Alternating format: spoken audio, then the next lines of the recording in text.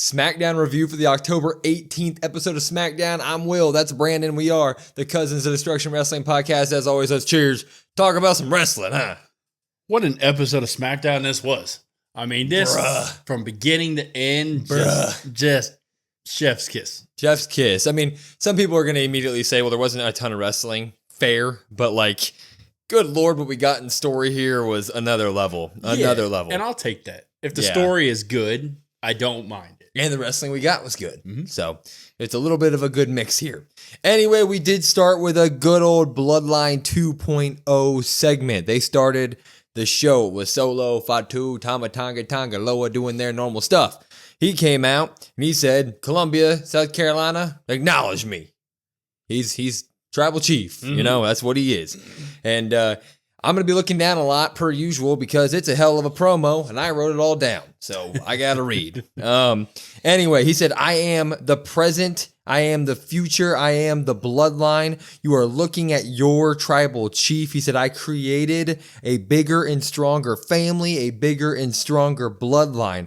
Roman can do nothing about it. He said, neither can Jimmy. He said he saw Jimmy go and try to get Jay's attention on Raw, and Jay wanted nothing to do with it, is basically what he said. He goes, the beatdowns to Roman and Jimmy will continue unless tonight, by the end of this night, Roman comes out and acknowledges me as his tribal chief. And when that happened, his music hits. Jey Uso, his music hits. Mm-hmm. Crowd went wild. I popped. I mean, yeets were flowing. Yeah. Yeets were flowing. Yeah. He was up in the crowd per usual. He came all the way down to the ring. By the time he got a mic, he was huffing and puffing. I mean, That's fair. That's a lot of yeets. He was yeeting his brains out. A lot of yeet. He was, but it was good stuff. Anyway, he comes to the ring and he goes, "What's up, little brother?" He goes, "I promise I'm not here to fight. I still care about my little brother." And then he goes, Jimmy and Roman are not here yet, so I figured you and I can just have a one-on-one conversation, okay? And he goes, I wanted to talk to you oos to oos. Think about what you're doing to this family, what you've done to the bloodline. I have issues with Roman just as much as you do for what he did to me, but dividing the family ain't it, oos, is what he said. He said, I left and I got far away. I didn't divide the family. I just left. I did my own thing. I became Intercontinental Champion. And they were yeeting for him. And the crowd was like, you deserve it. And he goes, yes, I did. He goes, fighting over the Ulafala is not it. You know just as well as me that you got to earn that thing. It's not just about being taken.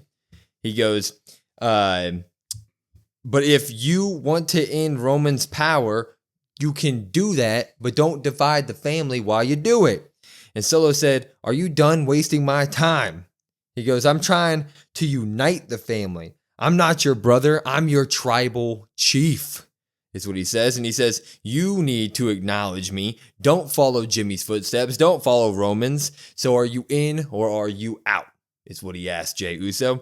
And Jey said, if all this, what you're saying is true and you're trying to unite the family, then why are they here? And he points to Fatu. He points to Tonga. He points to Tonga Loa. He's like, we didn't invite them in here for a reason. They're dangerous people. We stayed away from them. And Jacob was staring at him. And when Jacob was staring on him, he was like, and if he keeps looking at me, I'm going to knock his ass out. And the whole crowd popped. I mean, immediately. Like one of the biggest pops in the segment. Jacob looked at him crazy. It's so good. It was so good. It was so good. He goes, but I'm not here for that. And the next time, that's how he ends it. Jey looks at Solo. Jey Uso looks at Solo and he says, the next time I see you, it's going to be different. And then he says, yeet, and he walks away. And that was the end of the segment. First off, pops. But what the hell does he mean by that? Yeah, you got to pop this segment. Oh, yeah. I don't know how you don't. Yeah.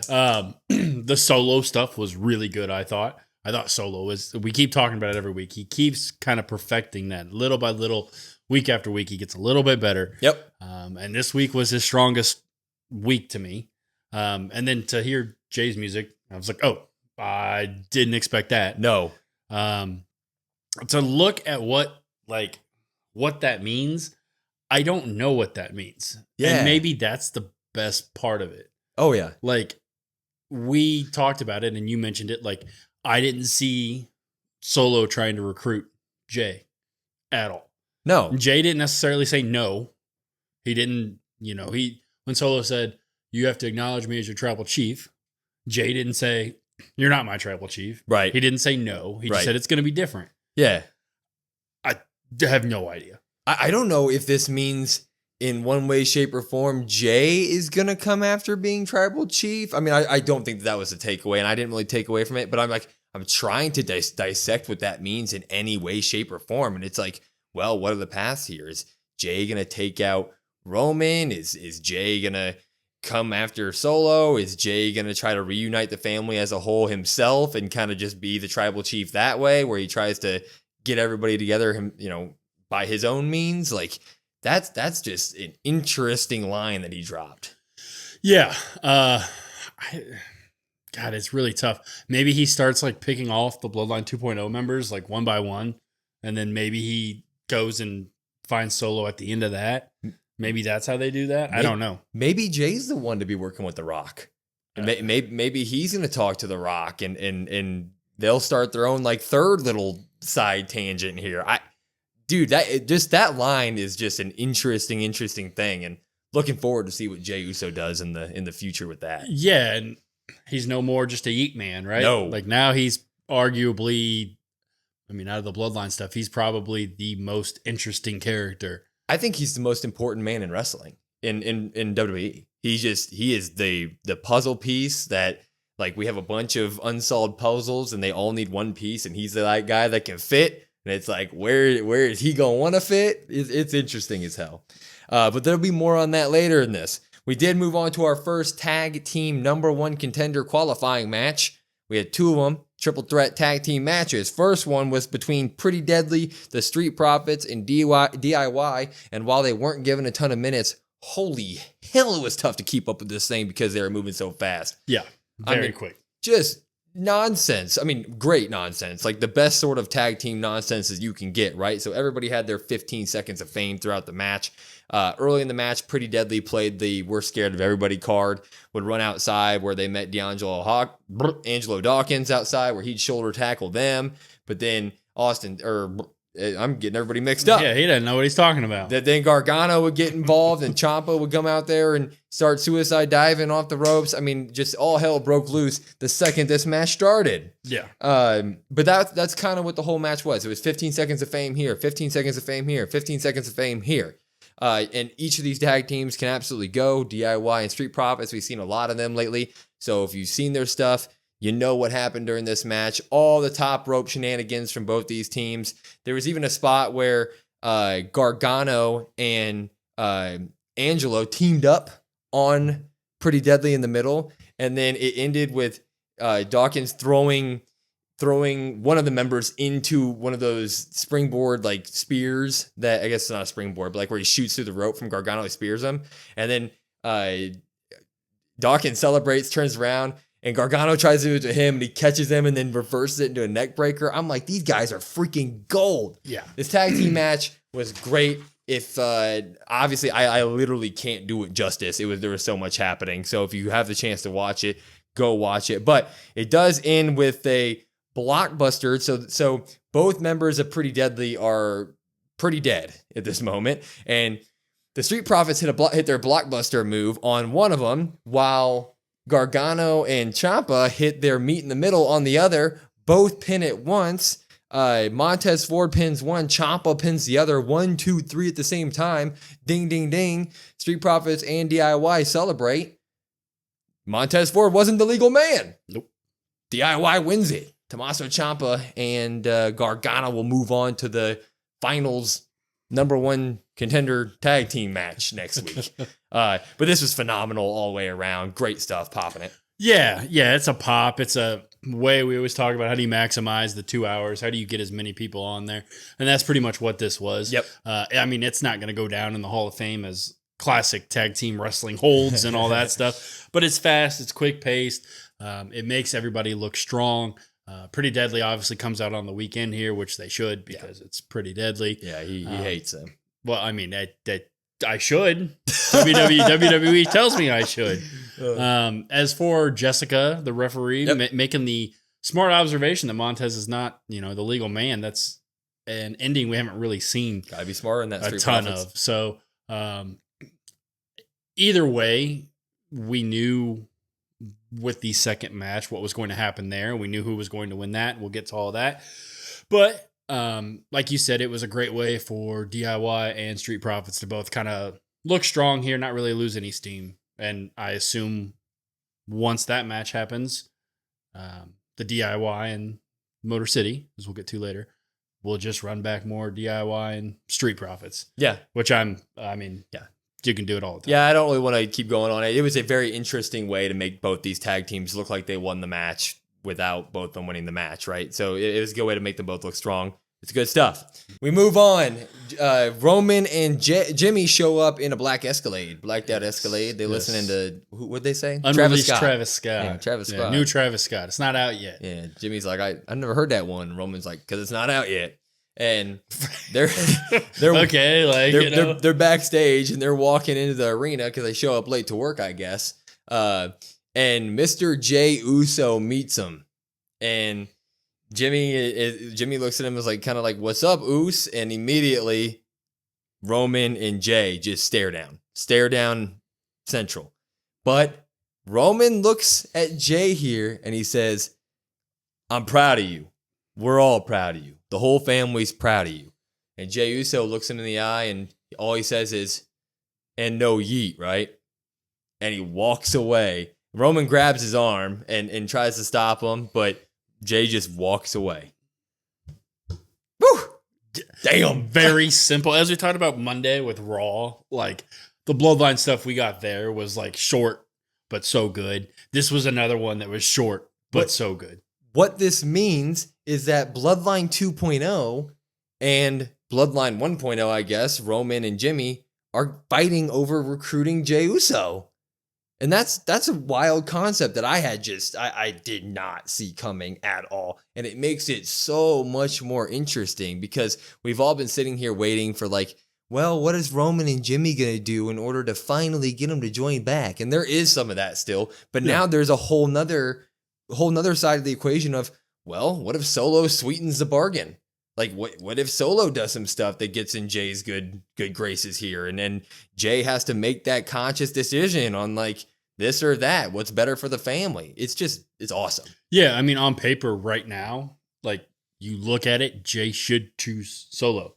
Like you look at everything Roman did in the past, and Jay's like, well, I still have a problem with him.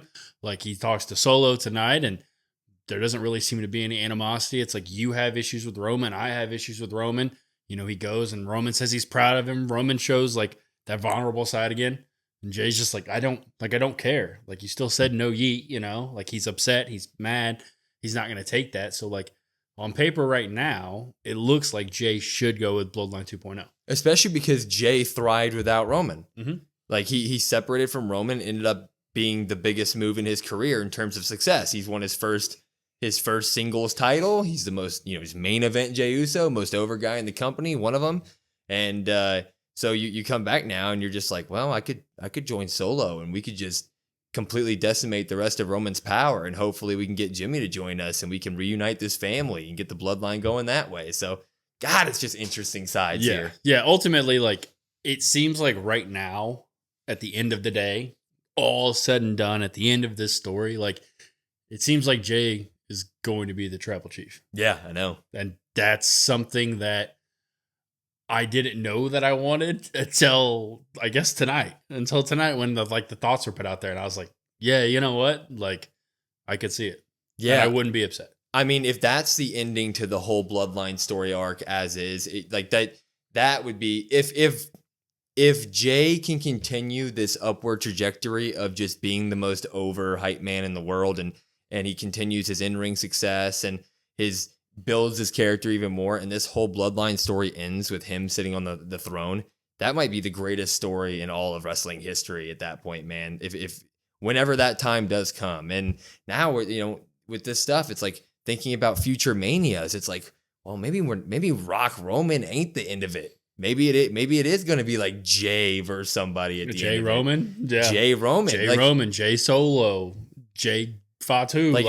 There's possibilities. Like there. it starts with Jay Roman and it ends with Jay Roman for the Tribal Chief moniker. Like, God damn, man, that's good stuff. Mm-hmm. Yeet. Anyway, we move on. Tiffy has the flu. The sniffles. She has the sniffles. Mm-hmm. Yeah, that's what they said. I don't know why that made me laugh so much. Because I was in mid-drink and I said sniffles. And Naya's on the phone with her, and she's in Nick Aldis's office, and she's like, "You got to get here. We have a match," because they're supposed to have a tag team match against Bayley and Naomi. And Nick Aldis is like, "Well, you still have a match. We have a whole women's roster here. Go pick somebody else." And right on cue, Andy Hartwell and Candice LeRae walk in, first ever women's speed champion. And Nick Aldis is like, "Hey, would you look at that person to tag with? That's the match tonight." And Naya's like, "Okay, whatever." We did move on, though. Lash Legend, singles action versus Piper Niven. Yeah, I didn't see this advertised anywhere. And so when they're like, "Oh, here comes Piper Niven out to action," I was like, "Oh, who's she going to fight against?" And then it's like, Lash Legend. And I was like, "Oh, okay. Sign me up." Yeah, agreed. She came out with Jakara Jackson, of course, and Piper came out with Chelsea Green. And Jade and Bianca were graciously watching in the front row. Thank you for WWE giving them tickets, Anyway, Lash would come out. They booked her big. She was able to she wasn't scared of the size of Piper, and she kind of intimidated Piper with her own size. And so throughout the match, that was kind of the thing. Lash would hit some big splashes, leg drops, and then Piper would come back with her own splashes and leg drops and big time moves. And that was sort of the whole story here. It ended up being Piper going, Chelsea Green would get involved, but Jakara Jackson would end up shoving her into the ring post. They kind of cancel each other out on the outside. But while this was happening, Piper had Lash Legend on the ground. Piper was going to go for her top rope finishing splash, but she moves. Lash Legend picks her up and hits this big old finisher on her. They didn't give it a name. Hopefully they will. Yeah, and maybe they do have the name. Yeah. We don't know what it is, but they didn't say it. Yeah, they didn't say it. But 1, 2, 3, Lash Legend wins this. But it was definitely booked to where Lash Legend looks like they're going to book her to be the Jade Cargill equivalent, which I couldn't be more excited about. So pop all this. Yeah, I'm going to pop this as well. I mean, I think about it, this SmackDown, brought things that I was like, oh, what are they doing here? And then it happens the way they book it. I was like, oh, well, I really like that. Yeah. Then that was the same case here. Like you brought it up. You're like, well, she's just going to be the Jade, and I guess Jakara is going to be the Bianca type, and they're going to try to build them up to match that. And I'm like, yeah, I'm all for it. Like sign me up. 2 new faces that worked their way up the developmental program, and now you can do whatever you want with them on the main roster, and you can book them to be this equivalent and make this big rivalry and build stars that way. It's like, wow, why can't we get that on Raw? Well, and I think they're obviously the heels, and you have Jade and Bianca are the faces, obviously, and we've talked about that's going to some way, somehow, some shape. There's going to be a turn. Yeah. I mean, WWE loves factions, so maybe they turn and cost the tag titles, and then Jade goes with the Meta Girls or something. Who knows? You know what I mean? A lot can happen. It's another thing that I'm sitting here just there's so many possibilities. Yeah. And that's when wrestling's really good. Yeah, it's so good right now. We would go backstage. Roman's taking a nap on a sofa. Mm-hmm. And when Roman's taking a nap on a sofa, Jimmy scares him awake right next to him, right on his shoulder. And Roman's like, "What the hell are you doing there?" And Jimmy's like, "I'm just trying to take up the wise man role, be next to you at all times." And Roman's like, "You're not the wise man. Stop doing that. You're scaring me." And and they start talking. And Jimmy's like, "I'm just trying to relax you, man. And honestly, I think you should go talk to Jay and really get this all worked out." And Roman's like, "No, he made it clear. He goes, "It doesn't matter at this point. You tried, didn't work. I tried, didn't work." He goes, "Time to do it my way. I'm going to fix this tonight." And Jimmy goes, "Well, how the hell are you going to do that?" And Roman looks Jimmy in the eye and he goes, "I'm going to acknowledge Solo." And that was it. Panda Black. And I was like, what the hell is this episode of SmackDown? What the hell's happening here? Yeah, I mean, at that point, you're like, well, there's no shot. Yeah. There's no way. Just all of a sudden, yeah, I'm going to acknowledge Solo. And I'm like, what? What do you mean? No, you're not. Yeah. You're the original tribal chief. What do you mean, Rowan? My shirt hasn't even come back from the mail. You better not. Anyway, we moved on because there's more to that later. But we moved on. They got the big old new crown jewel belt in the ring, which everybody in the world hates. I love that thing. I think it looks big and gold and cool. And green. Yeah, and green. I don't like the green very much, but Crown Jewel. As he wears a green shirt. Yeah. Well, it's one. Look at that. If the belt had hustle, loyalty, and respect on it, I'd like it too. Damn right. Anyway, we moved on. Cody Rhodes is coming out here to address the big old belt, and because he's obviously the one fighting for it. Yes. And he comes out and he says, this is about who will be the first ever Crown Jewel champion. He goes, there's been so many what ifs in wrestling, and he goes off to list all these what ifs, and he talks about how none of them end up being definitive. You know, whenever what if ends up happening in wrestling, like i.e. Rock Cena once in a lifetime match, it's not definitive. They do it again and something messes up or it doesn't live up to the hype. But he goes, the thing about that belt, it will be definitive. There will be a definitive first ever champion. That belt. And he goes, I'm not here to disparage Gunther. Everybody's terrified of him, but I am not. And even if I was, I wouldn't bet against me. He says, why do I think I will win?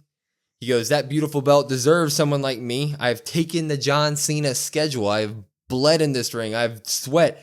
I've paid the price. He's done all of it. And I think, but he goes, the real reason I think I'll win is because of my daughter at home. And he says, if I win this match, my name, her name will always be associated with that belt. And she will know that that's how you play the game. You play the game to win. And he goes, next Friday, I formally invite Gunther to face me one-on-one in the ring, just a face-to-face, so I can ask him, champ, what do you want to talk about? Walks out of the ring. I thought this was decent. I didn't hate this. I didn't hate this at all. I think this feud is, I think they're cautiously staying away from what would be the real Cody Gunther feud whenever that comes down the line. So they're playing the respectful champions who are respectfully respecting each other at a distance instead of doing any sort of real rivalry stuff, right? Yeah. So this is just a good Cody promo. I will pop it because I really didn't have anything wrong with it. I'm just gonna drop this one. That's fair. Was there anything wrong with it? No. Was there anything really good about it that I enjoyed? No. It was just like, okay, we got 5 minutes of Cody. Yeah. We're going to whoa. We get a promo. And an entrance. Some pyro. Yeah, and that was it, you know. Just kind of like, okay. How do we feel about this feud? Yeah. Like you said, I think it's the same way. Like, I think it's hesitation. Yeah. So, like, and you can tell that they're kind of like dipping their toe in the water and they don't fully want to go all in on it. Yeah. And so, like, that kind of has made it hard for me to really get invested into. They also have so many other things going on right now that, like, I'm much more intrigued about other things. Yeah. If that makes sense. Yeah, it does. It does feel like the Bloodline stuff is getting so good at a time where, like, well, both of our champions are fighting each other in the main event of a PLE in a couple weeks. But it's like, I don't really care when those guys are on TV because that story is really cool. And it does feel like they're just hesitating on actually pulling the Cody Gunther thing because that will 100% be a feud whenever down the road where they will actually get nasty and be a rivalry. Mm-hmm. So anyway, we would follow this up because you and I were sitting there while he was posing at the end of his promo. We're like, well, Kevin Owens, right? Kevin Owens. No Kevin Owens. Nope. If you've been seeing it, Kevin Owens has been posting all over Twitter or x.com lately or whatever the hell it is with videos kind of just, you know, talking about his feelings in kayfabe, but it doesn't feel kayfabe because he's so good at drawing the line in reality. And they played one made specifically for this night of SmackDown where he's filming from his car. And he said, things have never felt this bad in the WWE for me. He goes, WWE has told me to stay away from SmackDown because of the Cody stuff. And he goes, it's unfair circumstances. We're a wrestling show and people do nasty things to each other all the time. Why me? Because I attacked their golden boy? That's what he said. Mm-hmm. And then he goes, why now? It makes me reevaluate my position in the company. And then he goes, but Randy, I would have never done that to you. That felt like an absolute betrayal. You have picked Cody over me. And then he goes, with all that stuff happening, I don't know if or when I will come back. So we may not see Kevin Owens for a while. Randy Orton stormed in Nick Aldis' office after the video and basically demanded for a match against Kevin Owens at Crown Jewel. But Nick Aldis says that he would love to have the match, but he simply can't because of the people above him. So maybe Randy goes and gets that match made. Maybe he goes and punts Triple H in the head and says, "No, I want my match anyways." Yeah, so I don't know. Kevin Owens, as for that stuff, thought it was really good. Yeah. I like kind of when they do that stuff. Yeah, I pop it all. Yeah, as long as they don't overdo it. This just fully, though, made me think Kevin Owens is appearing at Crown Jewel. Yeah. Some way, somehow. Yeah. Cody match. Something. I mean, for him being like, oh, I don't know when I'm going to come back. Like, you could just come back in like a week. 2 weeks. Crown Jewel. 3 weeks. Yeah, it'll be fine. 4 weeks. Oh. But yeah, I mean, if they do decide to not do that, I think they do, because the Cody Gunther stuff, you don't want one champion definitively over the other, right? So you have kind of a wish-washy finish, and Kevin Owens costs Cody maybe, or maybe interferes, and you get Randy, and you get the whole thing, and it's overbooked. But it wouldn't be the worst thing to have Kevin just stay off TV for a while, because that could just delay, and you can have time for other things. We've already talked about how jam-packed everything is, so... Yeah, I don't think Randy will get the match with Kevin at Crown Jewel, leaving Kevin Owens to be seemingly not arriving at Crown Jewel. And then you're right, we get a wishy-washy finish, and that leads to like Cody being such, him saying that he wants to win that title and be the first ever so bad because of all those reasons. Now Kevin Owens screws him out of that as well. And then you can get Cody involved with Kevin, but Randy wants Kevin, and then maybe that can overlap, and Cody can also piss off Randy on accident, and then you just ball triple threat and boom and snowball gets bigger and bigger down the hill. So this is all going to be good stuff. But we do move on to our second number one tag team qualifier match. It was a triple threat match where Nick Aldis last week made it seem like it was going to be some surprise opponent as the third opponent, because we have A-Town Down Under, we have Los Garzas, and then who's the third one? Well, we found out like an hour and a half before SmackDown. They just posted on Twitter and Instagram and everything. They're like, hey, we signed the Motor City Machine Guns, and here's their contract signing, and they're in the match tonight. And I'm like, what a wasted pop opportunity, even though everybody knew it was coming. Yeah. I don't know. It makes no sense. Like, why the hell did you do that? Yeah. Why would you build it up? Like, why not have all this last week be like, hey, you're going to go against the Motor City Machine Guns? There literally would have been more pop at that moment than just doing it on Twitter. Yeah. What are you doing here? Yeah. And it kind of like, I don't want to say it fell flat, but like when they came out, the crowd was just like, yeah, this is cool. Yeah. It wasn't that big. It was just 100% expected. So it was like, yeah, they're here. Cool. Mm-hmm. Anyway, they put on a show. This match felt very similar to the qualifier match earlier in that we had a bunch of story stuff going on tonight. So matches had a little bit of time, and they had a bunch of people in the ring that knew what the hell they were doing. So give everybody their 15 minutes of fame here. But obviously, Motor City Machine Guns looked very, very, very good throughout the match. They were doing all their stuff. If you've watched them on TNA over the years, they are phenomenal. And they're going to carry over very nicely to the tag team division here. I would have liked to see them on Raw, honestly, just because that they needed it over there. But they're going to be the future tag champs on SmackDown. They will be the future tag champs on SmackDown. That is for damn sure. But they, at the beginning of the match, A-Town Down Under and the Garzas actually teamed up on Motor City Machine Gun, because who are these guys? What are they doing here? Mm-hmm. They look, they're kind of intimidating. Let's just beat them up. It was smart. Yeah, and you got the two heel teams against the face team. I was like, it's smart stuff. Here we go. Yeah, throughout the match, you got all your good stuff. You got dives. The Garzas did like a double top rope moonsault at the same time on the outside, like they were freaking Io Sky and Kairi Sane out there, looking great. A lot of good spots. Waller kind of was the main heel of the match. Wherever Motor City Machine Gun was getting started, whenever they were getting going, Waller was always there to screw it up. They did have a cool spot where he caught, where one of them did a suicide dive, and before the other would try to do a springboard to the outside, he caught him, and then would do a upper clothesline to him. And then when they went outside the ring, they stunned him, and both of them hopped up on the apron real quick and did a double super kick from each side onto Waller. Really, really good stuff there. Anyway, Waller would eventually go for one of his roll up through the ropes that we all love, but he never gets anymore because it's cool. It's like Dom doing the Three Amigos. He just can't get it anymore. I don't know how he does that. Oh, dude, because he's an athlete. Yeah, but you know what I mean? I think about it every time. Like, how do you do that? And how do you nail it every time?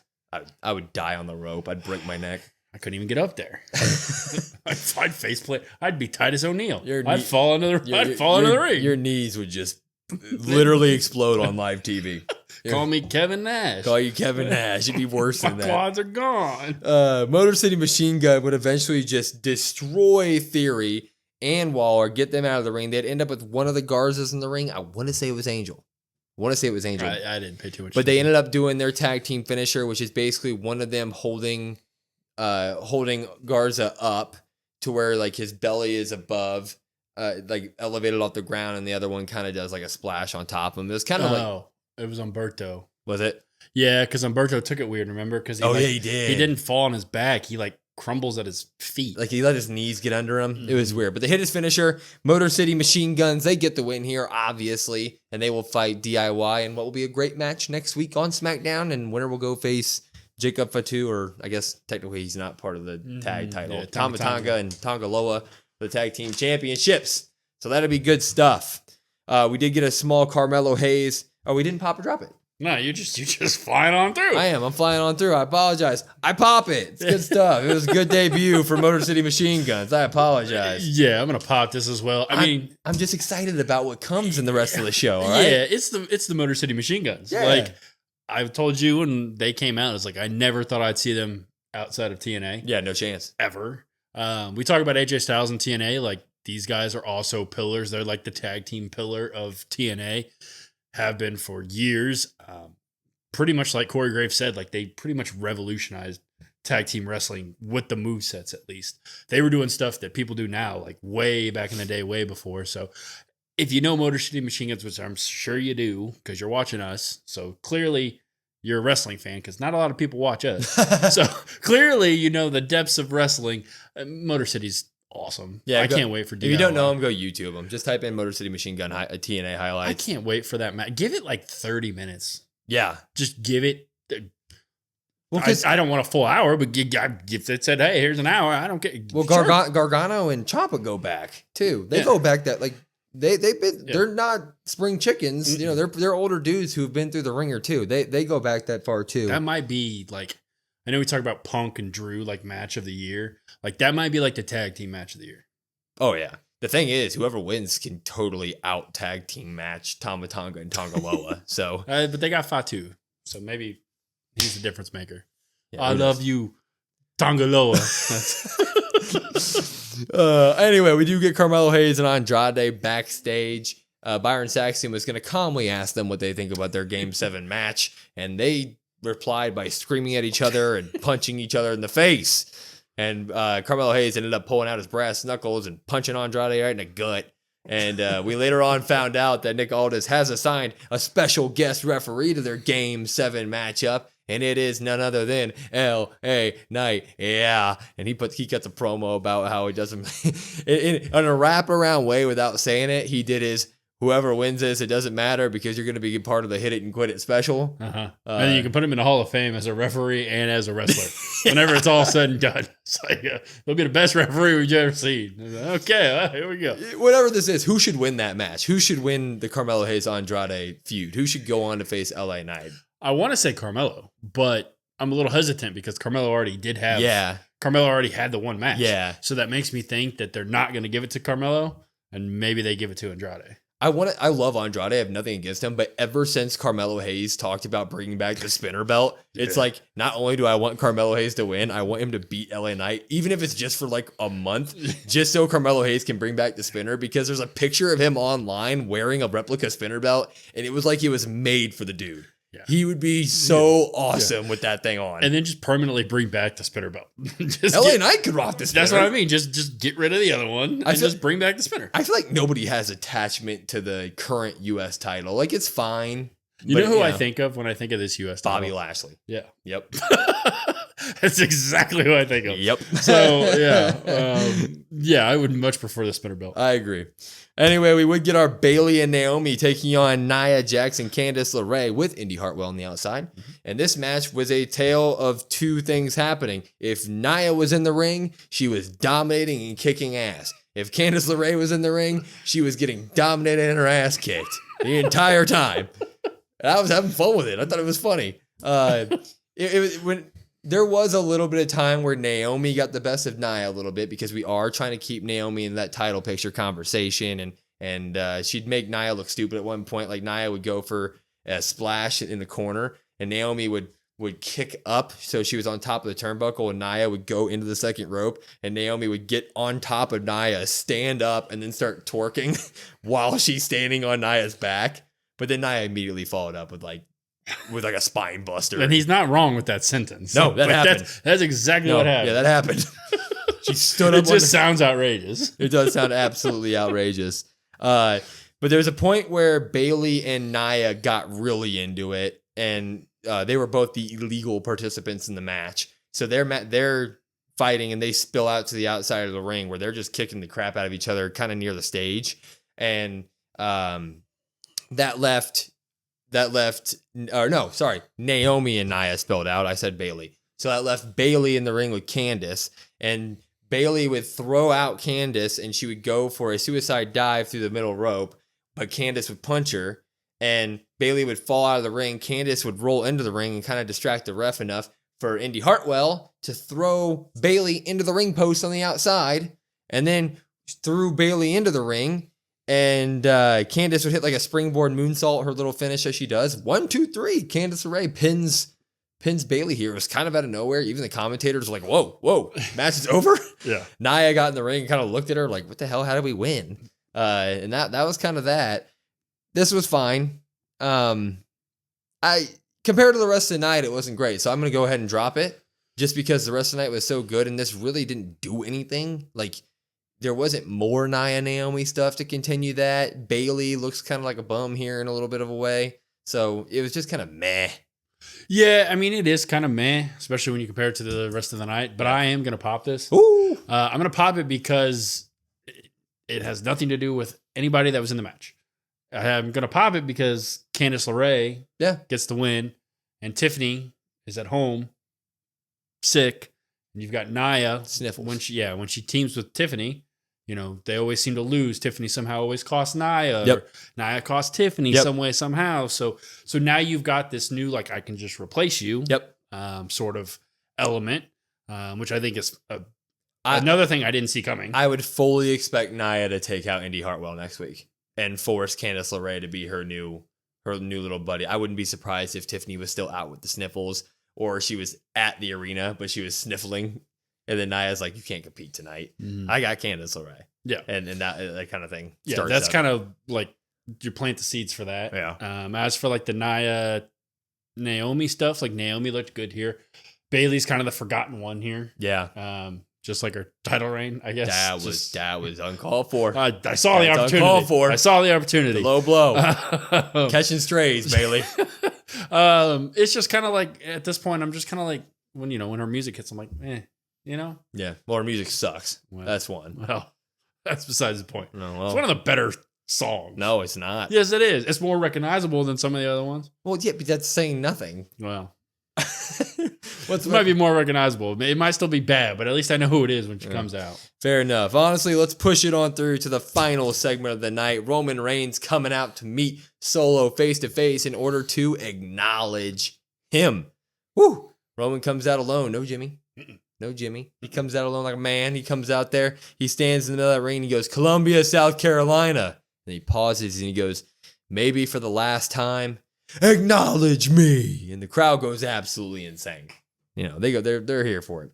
And right when he says acknowledge me, Solo comes out. And Solo comes out by himself, like a man. Mm-hmm. We get the tribal chief and the OTC in the ring face to face. And I'm like, ooh, woo. And Roman goes, earlier tonight, I heard that she told Jey that our family is stronger, that our bloodline is stronger now. And I don't see it. That's what he said. He goes, I don't see anything that proves that. If anything, we are divided and broken. After everything that you and I went through last summer, last fall, over the past few years, why would you do me like this? Why would you do us like this? He goes, Solo, I told my father that I would fix this. All I want to do is put us back together and bring us to the promised land. I want titles. I want big paydays. That's what he said. Tell me what I have to do in order to fix this. Solo looks at him and he kind of laughs. And he goes, this is easy to fix, bro. All you have to do is acknowledge me. And Roman, I mean, the crowd is booing. The crowd was into it. South Carolina, hey, good for you guys. Crowd. Pop to them. Yeah, good crowd. Yeah, great crowd. He goes, Roman looks at Solo and he goes, I acknowledge you. Boom. We were like, what the hell did he just say? Yeah. The hell did that man just say? And I don't want to hear people saying like, "Oh, this is mind games that Roman's playing." Roman's not the Undertaker. Yeah. He doesn't play mind games like that. Yeah. It just doesn't happen. He goes, I acknowledge you. And he said it twice. He goes, I acknowledge you. Does that make you feel better? And Solo kind of laughs and goes, no.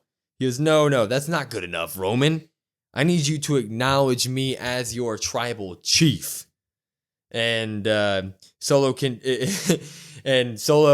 well, there's a pause, right? Because, Roman's the king of soaking in the crowd. And so he's soaking it all in. The crowd's booing, don't do it.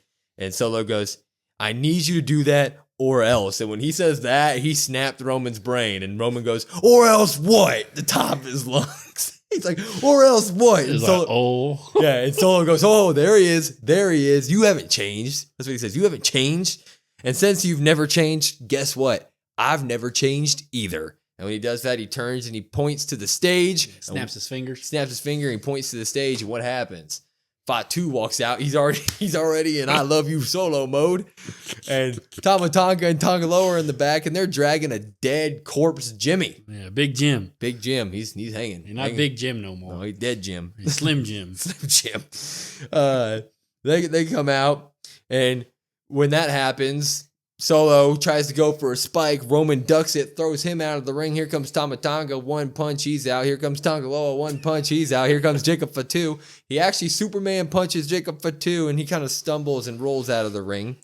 But Solo walks into the ring. He Superman punches him too. Yeah. And when he Superman punches him, Solo loses his Olafala. Pops off his head. Like, I don't know. Real Rhea Ripley by Roman Reigns. Yeah. to clear out. Hey, what do you mean? You can't fix this? Just beat everybody up like you're doing right now. Yeah.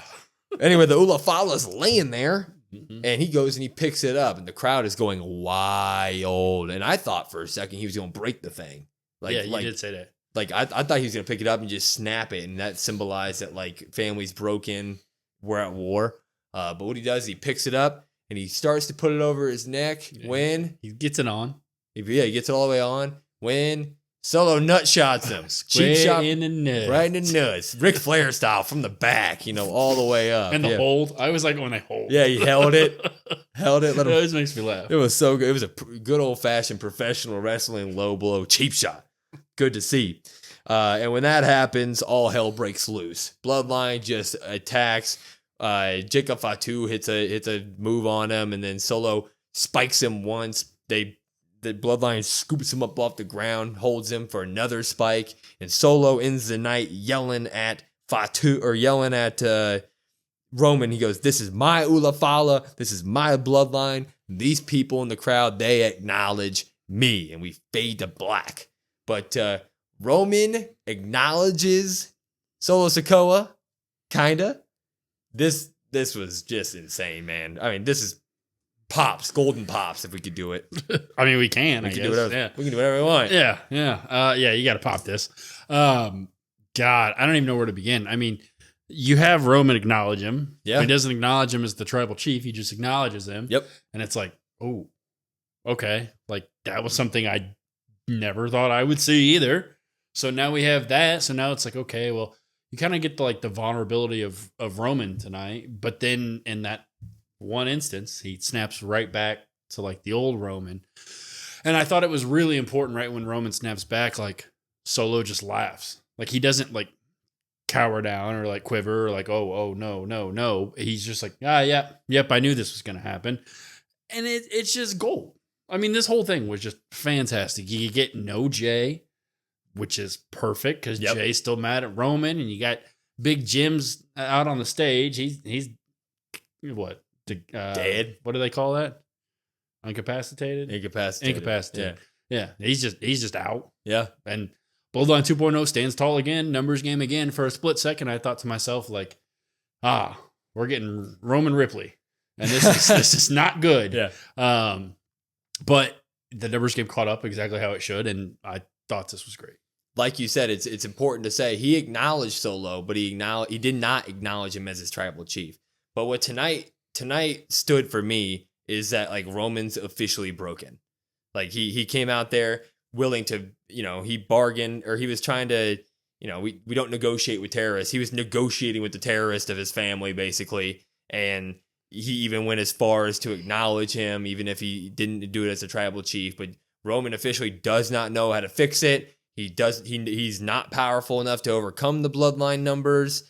He doesn't have enough brothers in his corner. Like, it is absolutely officially time that like he's broken. He's looking for others. He's going to come begging to Jey. And then we have that happening. And it's like, who else can he get? I mean, this is just absolute gold. And like you said, Solo reacting and Solo knowing Roman's moves, like Solo outsmarting Roman in that, it's like, man, it's as good as it gets. Yeah. Yeah. And Roman even mentioning his dad, like, yeah, that's how you're like, man, this guy it's a great point. Like, he is broken. Like, yeah, he made this promise and he doesn't know what to do. And now he's just like a shell of himself. And for a split second, like I said, you thought you got like maybe the old Roman back. And nope, that's beat out of him now. Nope, no more. Anyway, this episode of SmackDown was absolutely terrific. It was a pop for us. Yeah. Go watch it if you can. I don't know how you do it if you didn't watch it live. Hopefully you recorded it. Hulu, I'm sure. Is that, I don't know. Yeah. No free ads. Anyway, follow us on all of our socials at COD WrestlePod, COD WrestlePod. Listen to us wherever you get your podcasts at: YouTube, Apple, Spotify, etc. Want to come talk to us? We have a Discord. It's in our link tree in our bio. It's got all of our socials. We'd appreciate it if you just went one by one and followed us because we love you guys. Anyway, I'm Will. That's Brandon. We are the Cousins of Destruction Wrestling Podcast. We will see you next time.